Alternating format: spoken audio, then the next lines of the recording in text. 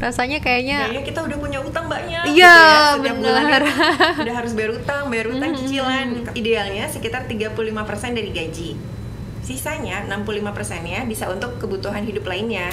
Jadi sehingga kita nih yang punya cicilan gitu ya, nggak, aduh uangnya habis nih, mepet banget sih untuk kebutuhan bulanan, nggak kayak begitu.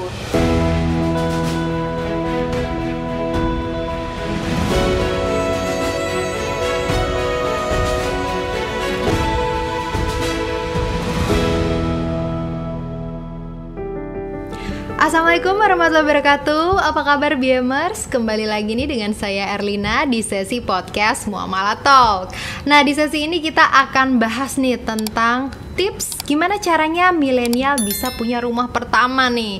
Karena di sesi podcast sebelumnya kita juga sudah membahas tentang KPR IB Hijrah Bank Muamalat.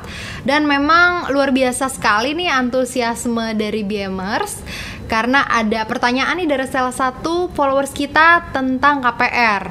Nah, di sini kita udah kedatangan langsung narasumbernya, Mbak Anissa Amalia sebagai Secured Portfolio Strategist di Bank Muamalat. Apa kabar, Mbak Anissa? Alhamdulillah, Mbak Rina baik. Alhamdulillah. Kenalan dulu mungkin sama BMers, menyapa BMers di luar. BMers, perkenalkan saya Anissa dari Secured Portfolio Strategist Bank Muamalat.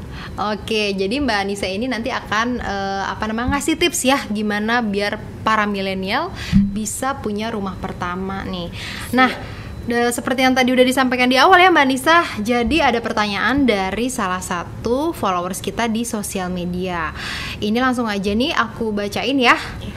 Untuk followersnya ini, Assalamualaikum warahmatullahi wabarakatuh, Muamalah Talk, nama saya Arya. Saat ini saya berkeinginan untuk mengambil KPR. Saat ini saya masih single, bekerja di Jakarta. Gaji saya 5 juta per bulan. Kemudian penghasilan saya dialokasikan sebagai berikut. Yang pertama 1,5 juta untuk uang sewa kos. Kemudian 2 juta untuk uang makan. 500.000 untuk transport dan pulsa. Kemudian yang terakhir 1 juta untuk ditabung. Oke, dengan kondisi saat ini, apakah memungkinkan saya mengajukan KPR rumah? Dengan gaji saya saat ini, bisa mengajukan KPR di daerah mana dan bagaimana saran untuk saya? Jadi ini Mbak Anissa, selain pertanyaan ini ada beberapa pertanyaan lainnya.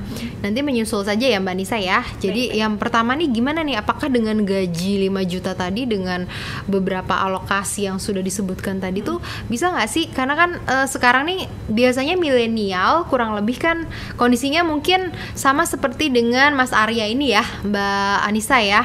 Ada saran nggak gimana nih? Apakah bisa dan kira-kira di daerah mana ya kalau bisa mengajukan KPR ini gitu? Baik Mbak Erlina, kita jawab pertanyaannya Mas Arya sama-sama ya. Oke. Untuk Mas Arya, pertanyaannya tadi kan gajinya 5 juta ya.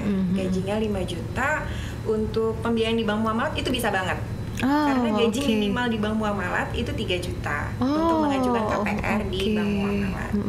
Lalu tadi Mas Arya bilang gajinya 5 juta. Untuk angsuran per bulannya kita hitung 40% per bulan dari 40% dari dari gajinya Mas Arya 5 juta.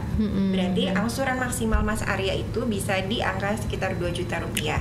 Oke.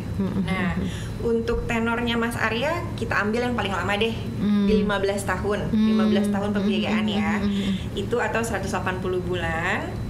Dan maksimum plafonnya kalau tadi kita hitung dari gajinya Mas Arya, dari angsuran 2 juta itu dengan tenor 15 tahun bisa di maksimum plafon KPR 360 juta. Oke. 360 juta itu beli rumahnya di mana sih? Nah, kalau untuk di Jabodetabek mungkin bisa cari-cari di sekitar Depok, Bogor, Bekasi atau Cikarang. Gitu, yang harganya masih masuk di range harga segitu ya Mbak Erlina. Oke, berarti ini meringankan juga ya. Maksudnya sekarang kan mungkin milenial mikirnya kalau punya rumah gajinya tuh harus besar dulu gitu. Betul. Ini minimal 3 juta sudah bisa mengajukan KPR ya Mbak Anissa ya. Oke, berarti tadi kan Mas Arya bilang 1,5 jutanya untuk uang kos nih. Berarti kalau misalkan mengambil KPR itu bisa dialihkan jadi cicilan ya Mbak Anissa ya. 1,5 juta untuk kos, 2 juta bisa buat bayar cicilan rumah dan rumahnya jadi punya sendiri. Betul.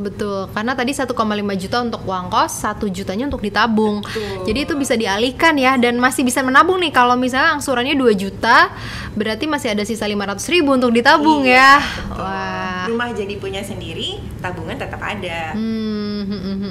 Berarti tadi sudah jelas ya, di daerahnya disebutkan Mbak Anissa, bisa di Depok, bisa di Bekasi, bisa di Cikarang, Bogor. Oke. Berarti sudah ini sudah terjawab nih ya. Nah, kemudian dengan gajinya Mas Arya tadi masih ada pertanyaan lanjutannya nih Mbak Anissa.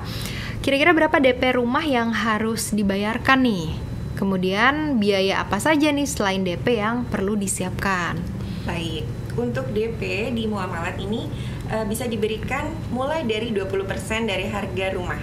Nah, jadi nanti Mas Arya bisa hitung-hitung ya dari harga rumahnya berapa, DP-nya dialokasikan 20% nih dari tabungan Mas Arya yang sudah dipunya.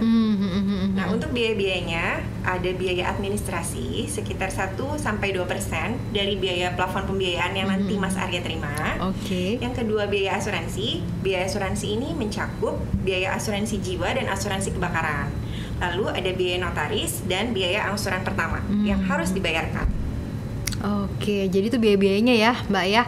Mbak Anissa DP-nya 20%. Kan tadi Mas Arya sudah disebutkan menabung juga ya. Iya. Berarti bisa ditabung terlebih dahulu untuk membayar biaya DP tadi. Untuk membayar DP dan biaya-biaya yang ini tadi Mbak yang disebutkan tadi ya. Tadi. Oke. Nah, kemudian nih sebenarnya ada nggak sih Mbak Anissa, berapa persen sih gaji atau penghasilan seseorang itu yang angkanya tuh ideal gitu untuk cicilan KPR biar tidak mencekik atau memberatkan gitu kan? Kalau KPR kan wah rasanya kayaknya kita udah punya utang banyak. Iya, gitu ya. benar. Udah harus bayar utang cicilan gitu kan. Betul. Idealnya sekitar 35% dari gaji. Sisanya 65%-nya bisa untuk kebutuhan hidup lainnya. Jadi sehingga kita nih yang punya cicilan gitu ya, nggak, aduh uangnya habis nih, mepet banget sih untuk kebutuhan bulanan, nggak kayak begitu. Nggak, udah takut ya, aduh habis buat KPR aja nih. Itu kita harus mengalokasikan 35% dari gaji untuk cicilan. Oke. Jadi maksimal idealnya seangka dan senilai itu ya Mbak Anissa ya. Idealnya begitu. Oke, jadi udah mulai tahu nih biar harus hitung-hitungannya gimana biar nggak bingung ya.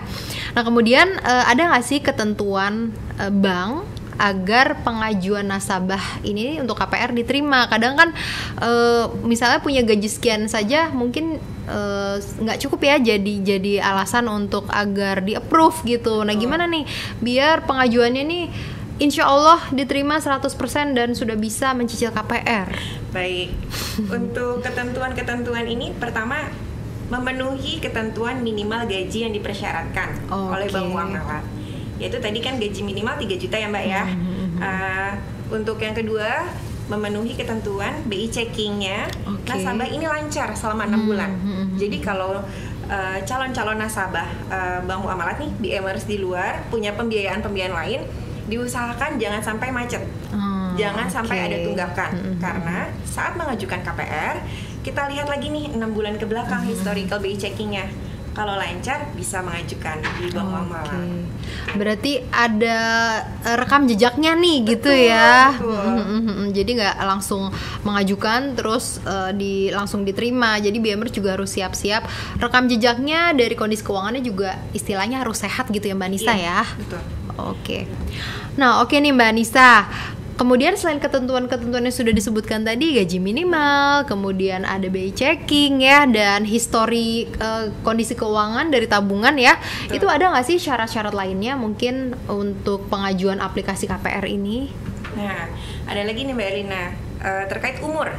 Oke, iya betul. Jadi umur walaupun BMers di luar sana mungkin uangnya sudah banyak ya, pengen beli rumah nih KPR, cuma belum memenuhi usia ketentuan umur di bank muamalat itu minimal 21 tahun dan maksimal umur 65 tahun.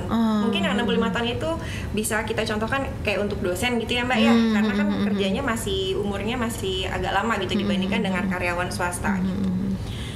Selain itu memenuhi aspek kelayakan agunan. Oh oke. Misalnya seperti apa tuh Mbak? Misalnya status sertifikatnya itu sudah SHM atau SHGB. Oh oke. Jadi yang nanti diagunkan di bank muamalat sudah jelas status agunannya gitu Mbak. Karena agunannya itu si bangunan tadi itu ya Mbak ya? Iya betul. Jadi harus sudah hak milik, bukan lagi di luar itu. Kalau di luar itu berarti nggak bisa ya Mbak ya? Oke, karena masih banyak nih biasanya pertanyaan agunannya seperti apa? Masih ada yang kayak apa giri gitu ya Mbak ya? Belum bisa ya BMers ya itu tadi. Oke nih, kemudian dokumentasi apa saja sih atau dokumen-dokumen apa yang biasanya diminta oleh pihak bank atau dari sisi si relationship manajernya nih yang membantu untuk pengajuan dari aplikasi KPR ini? Dokumen yang dibutuhkan yaitu dokumen legalitas nasabah, KTP dan NPWP.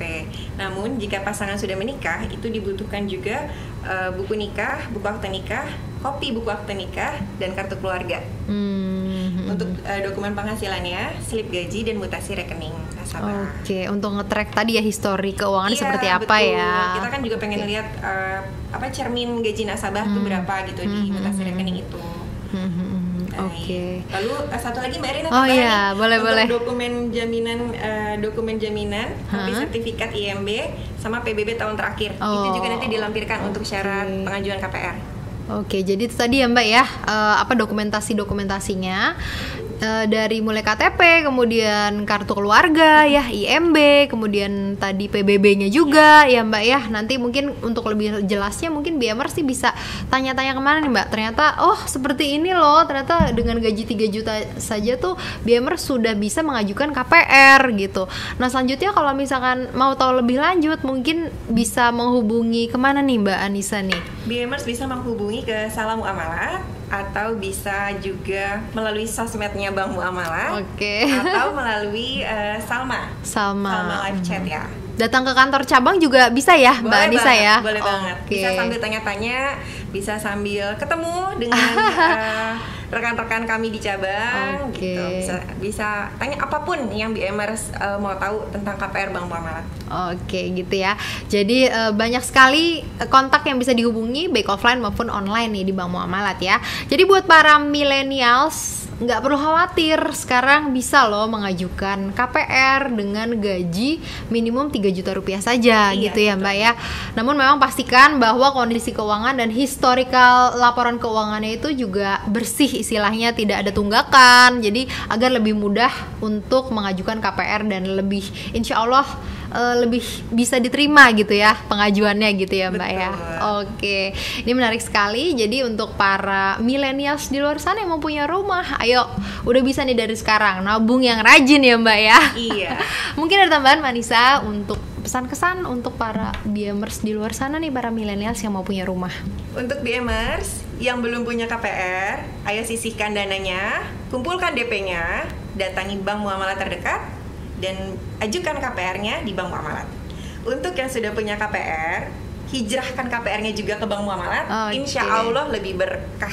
Ya, karena pertama murni syariah ya, Mbak Anissa ya. Betul. Oke, menarik sekali. Mudah-mudahan bermanfaat ya BMers ya. Sekali lagi kalau misalkan butuh informasi lebih lanjut bisa datang ke cabang terdekat atau kontak online via telepon maupun WhatsApp. Nanti nomornya akan ada di description box.